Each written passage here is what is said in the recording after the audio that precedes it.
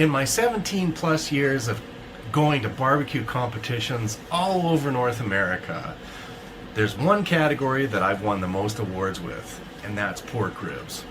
In this video, me, BBQ Brian from the House of Q, oh there it is, over there, I want to share with you some of my best tips on smoking ribs in your backyard from an award-winning pitmaster.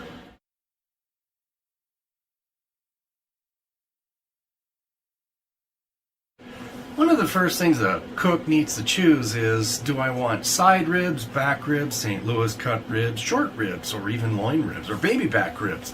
All these different terms that you might see when you go to your butcher or grocery store. Let me see if I can put that all together for you. On the side of a rib, or the rib cage on a pig, are pretty much exactly the same things that you and I as humans have for the same structure. We have a breastplate right in the middle, we have side ribs right here, and then there's back ribs which are towards the spine. So if you think of the terminology baby back ribs, and loin ribs, they all refer to the same thing. The back adjacent to the spine where the loin is removed. That's where you get the pork chops from, and you'll get some of that meaty texture on there. Besides the back ribs are the side ribs right here. But we all know that our rib cage goes on an angle, and if you remove the breastplate and all of the soft white cartilage that's on there, that's called a St. Louis cut rib on a side rib or a short rib. Now you know the difference between a side rib and a back rib. Whichever you choose to cook today is perfect. Let's get cooking.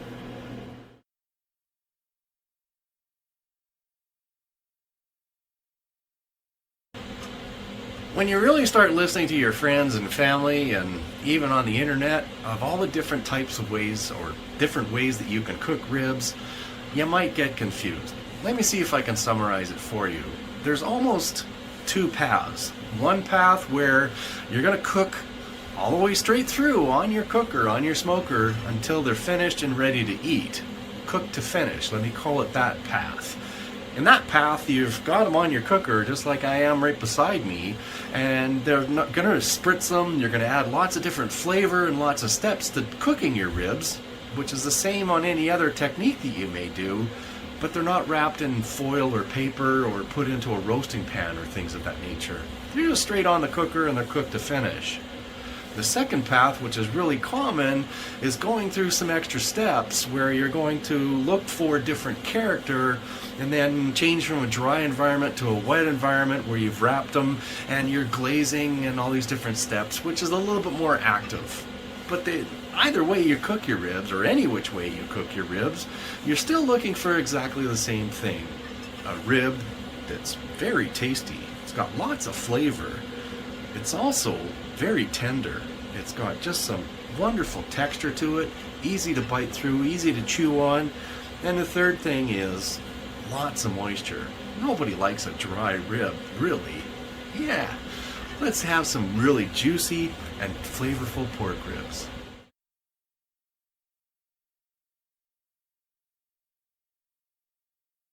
Alright, when it comes to trimming your ribs, when you open them out of the package or take it out of the paper, there's maybe some loose pieces like this, or even on the front side, little fatty pieces like here, or, man, that one's awesome, that one. Anyway, so I'm going to trim off some of this here. You can save this if you make some sausage, set that aside. If you've got a little flap like this, you want to trim some of that off and square up your ribs. That's pretty good on that one. The front side looks pretty good in here. Just see if I can remove some of that on this front side of this rack of ribs. This is a nice big meaty rack of ribs. Look at that. That's kind of sexy. That is part of the pork loin on a back rib.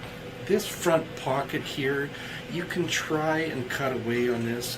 It can become a little bit cumbersome to get through here, but let me see if I can show a little bit of how you can trim on the front side of your ribs and expose a little bit more of that meat that's on there. maybe trim a little bit more, but you get the idea. I'll show you how these look on the next step, how they're all finished up just before we put the seasoning on. But yeah, you can trim on the front, trim up all those loose pieces on the back, but most importantly is this membrane on here. We want to remove that and make sure that we get some nice seasoning that's going to go right onto the meat. And grab that membrane.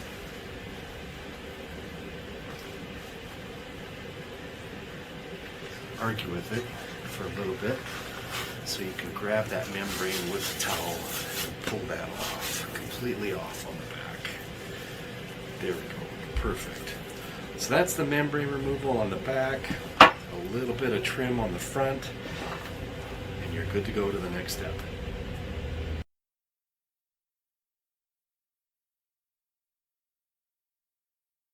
The next step is to turn our ribs over so meat side is down, bone sides are exposed here. And I'm going to apply some layers, the first layers of flavor. For me, the first thing we use is slow smoked gold mustard sauce. You could use regular mustard.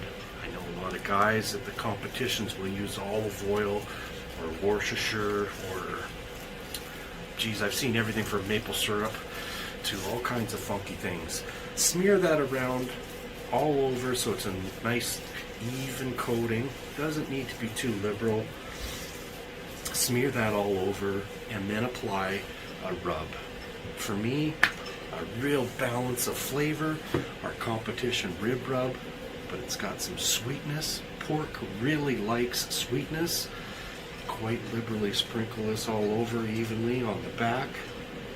And then I'm going to leave these for about 5 to 10 minutes until this dry rub that you see right here becomes wet. I'll turn them over, apply the same layer of mustard and the rub, and then we're ready to put them on the smoker.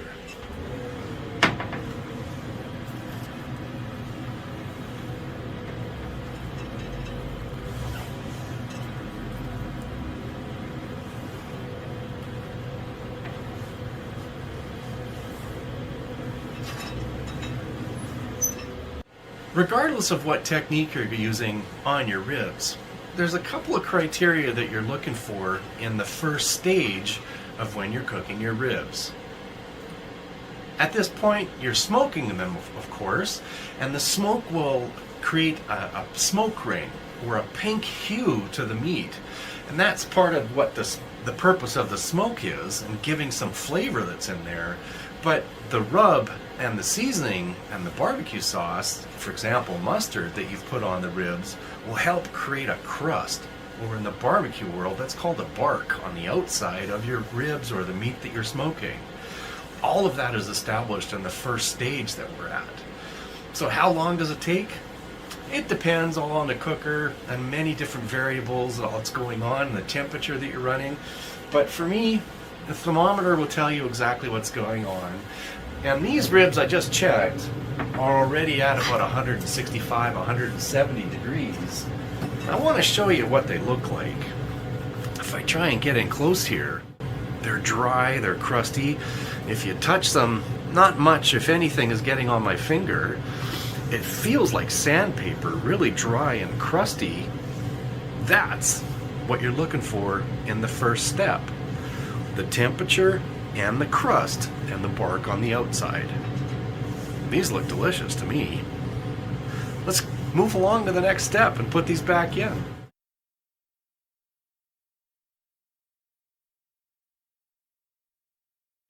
When you start into stage 2, you're going to change from cooking in a dry environment to a moist or a wet environment. And that means you're going to wrap your ribs if you're choosing to do that. For me, I'm using some foil. I've got some brown sugar that's going to be on the foil right here, maybe a half a cup or so. And I'm going to use something really common, just some honey. So honey and brown sugar on my ribs. I'll put maybe, it's getting cold outside, my honey is all getting nice and hard. So I'm going to put some honey in here. And now I'm going to grab the ribs and put the meat side down on top of all of the flavor that's here.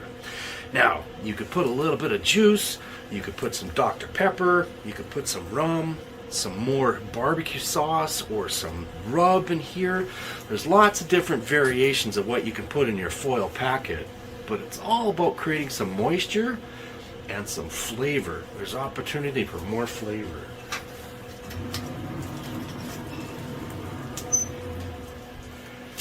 Meat side down on the sugar and wrap up your foil. Once it's wrapped up, back in the cooker and keep going as you cook through stage 2. If you're cooking using the method to cook to finish, meaning you're not going to wrap your ribs, you still have lots of opportunity in stage 2 to add some more flavor. What you can do instead of wrapping in foil is get a spritz bottle. Put some apple juice or some peach juice, even some apple cider. Gosh, we've done Jack Daniels, some maple syrup, Dr. Pepper. There's lots of different things that you can put in a spritz bottle. You're going to spritz your ribs, say every 30 minutes to half an hour, or to an hour or so, 30 minutes to an hour that is, and give those ribs lots of sugar, lots of flavor, and a lot of moisture inside your cooker. You're doing exactly the same thing inside those wrapped ribs. Either way, make them really flavorful. Oh, these are looking great. So, look, I'm finishing up the second stage, and it could take 30 minutes, it might take an hour, and even some days it might even take up to 2 hours to do this. This is where the clock is not going to help you or be your friend, but your thermometer most certainly will, and it'll tell you exactly where you are, and when you're ready to move along, move on to step number 3 on your cook plan. My ribs are about 190 degrees, maybe even a little bit more. The sugars are all nicely melted and syrupy, so that's perfect. That's another good clue. So I'm going to grab a skillet here. I'm going to pour that syrup into the skillet and then add some apple butter barbecue sauce or even a little bit of 5-star. Stir that all together and warm that up and get ready to glaze my ribs, which is the 3rd step. Either way, cook to finish or in a wrapped rib, you're ready to move along when it reaches 190 or 200 degrees, somewhere in that range, and you can move to the 3rd step.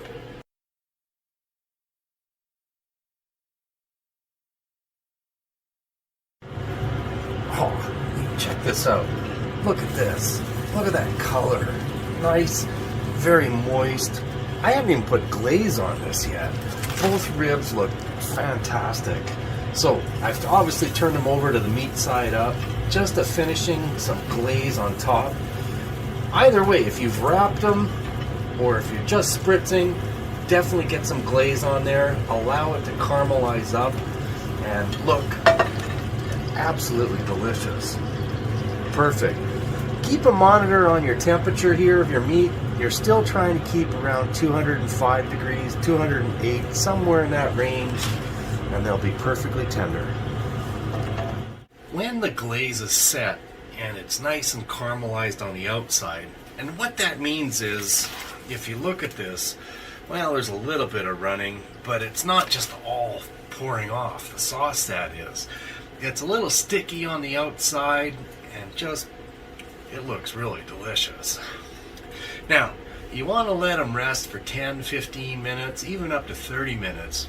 Open, or even just a sheet of foil right on top of that, that's perfect. Let them relax and become really moist and flavorful. But when you're ready to cut them, I'm going to put one of these aside here. This one I'm going to start with. Turn it over so you've got the back exposed right there. So the bones are up, and what I'm going to do is cut right in between each of those bones and show you the inside of my ribs. So you're going to take your knife, cut right in between each of the bones, right on through the meat. That one there. Let me do this one, maybe one more, and then I'll show you what it looks like on the inside. That felt really good on the cut. I'll pick up a rib. There you go. Nice and moist. Look, a little bit of a smoke ring on there. I'll show you that other side. Yeah, that looks delicious to me. That's a good rib. I'll cut up the rest here. and I'm ready to serve my ribs. Wow, that was a lot of ribs. Super delicious. I hope you get to make some delicious ribs at home too. We talked a lot about different things in this video, techniques, wrapping or not wrapping, but layer upon layer of flavor, all accumulating to what you get at the end. That's a key lesson. Cooking indirectly, using smoke as another ingredient or flavor that's in there. But it all takes a bunch of different steps, a little bit of planning, a lot of practice, and maybe I'll see you out on a BBQ Pitmaster event. And we'll go head to head, see who's got the best ribs. If not, you could be the champ in your backyard. I hope you've learned something about ribs, cooking from a BBQ Pitmaster. I'm BBQ Brian from the House of Q. Happy cooking!